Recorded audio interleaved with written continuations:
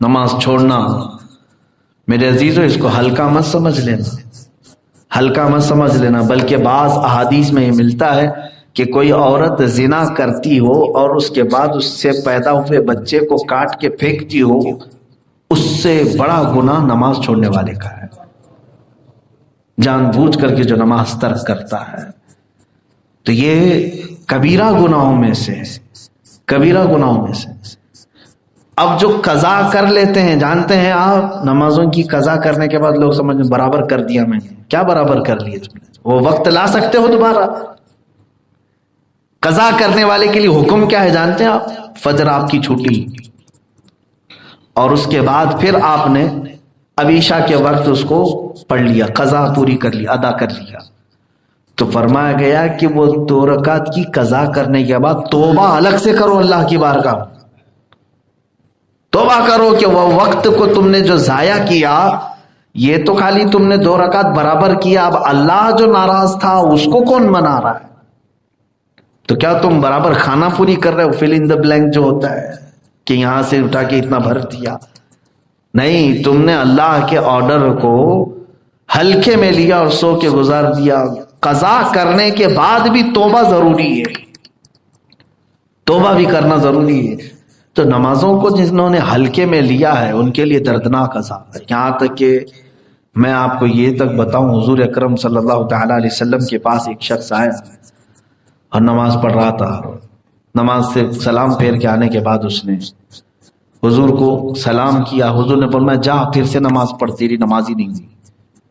پھر گیا وہ نماز پڑھا، اس کے بعد آیا سلام کیا، حضور نے فرمایا جا تیری نماز نہیں ہوئی، پھر سے پڑھ کے آ۔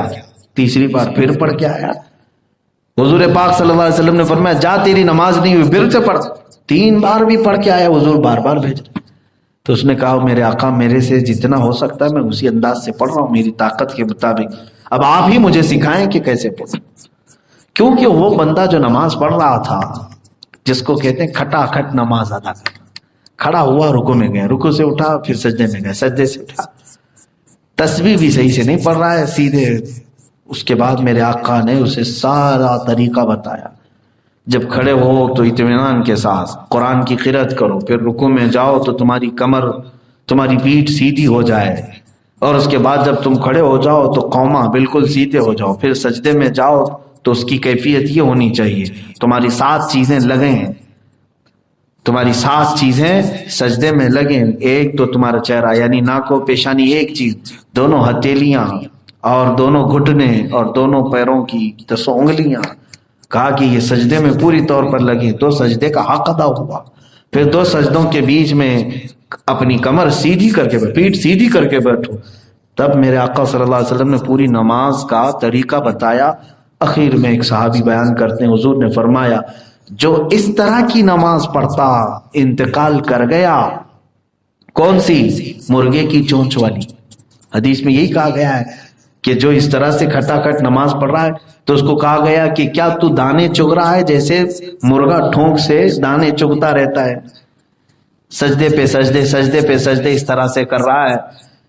تو حضرت ابو سعید خدری رضی اللہ تعالیٰ، حذیفہ بن یمان رضی اللہ تعالیٰ نے فرماتے میں نے رسول پاک سے سنا جو اس طرح کی نماز پڑھتے پڑھتے مر گیا، حضور فرماتے ہیں وہ دین محمدی پہ نہیں مرے گا۔ آج میں پڑھا تو مجھے بھی شوق ہوا کہ اتنا ہی سخت وعید حضور کی ہے۔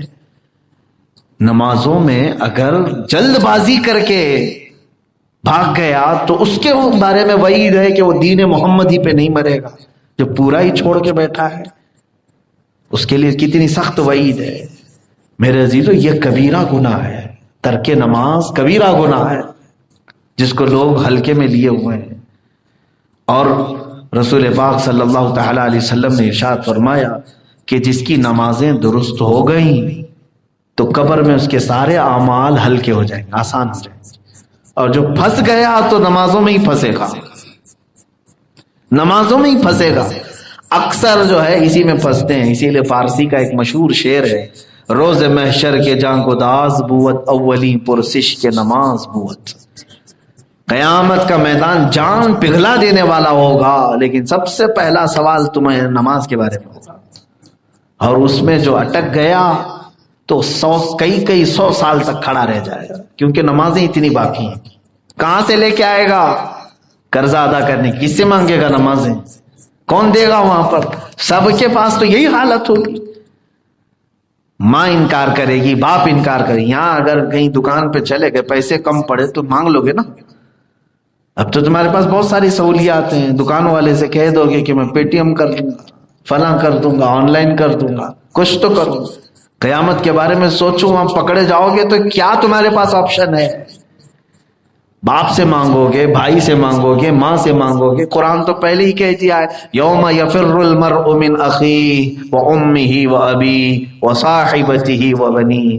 یہ وہ دن ہے جس دن بھائی اپنے بھائی سے بھاگ رہا ہوگا، ماں اپنے بیٹے سے بھاگ رہی ہوگی، دوست اپنے دوست سے جان چھڑا رہا ہوگا. کیوں؟ نہیں چاہتا کوئی بھی اپنی نمازیں دے دے، اپنے کوئی روزے دے دے، کوئی نہیں چاہے گا. ایسے اگر جس کی باقی ہیں میرے عزیزو، اللہ نے صحت دی ہے، آج کمپلیٹ کر لو. اور پھر چند دنوں کے بعد دیکھو بڑھاپا آتا ہے تو ہاتھ پیر لٹک گئے، پھر وہ بھی نمازیں نہیں ہو پائیں گی. پچھلی تو چھوڑے، ادا نمازیں پڑھنا ان کے لیے مشکل ہو جائے گا. جوانوں کو اپنی کم نمازیں کمپلیٹ کرنی چاہیے. تو میں تو یہ سمجھتا ہوں 1000 بار تسبیح پڑھنے سے بہتر ہے کہ اپنی پچھلی نمازیں صحیح کر لو. نفل نمازوں پہ نمازیں پڑھنے کے لیے کچھ لوگ کھڑے رہتے ہیں، سنت غیر مؤکدہ، ان کی جگہ پر تم قضا نمازیں پڑھ لو.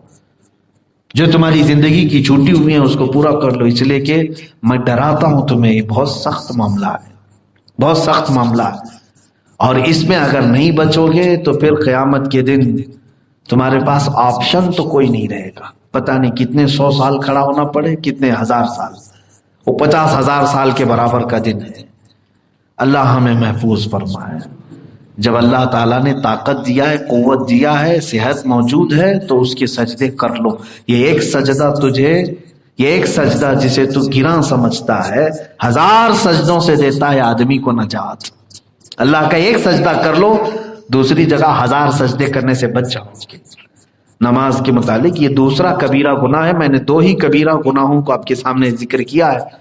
زندگی باقی رہی تو یہ کبیرہ گناہوں کا سلسلہ میں اس کو ڈیفینیشن کے طور پر عرض کرتا رہوں گا تاکہ لوگ اس سے محفوظ رہیں، اس سے بچ سکیں.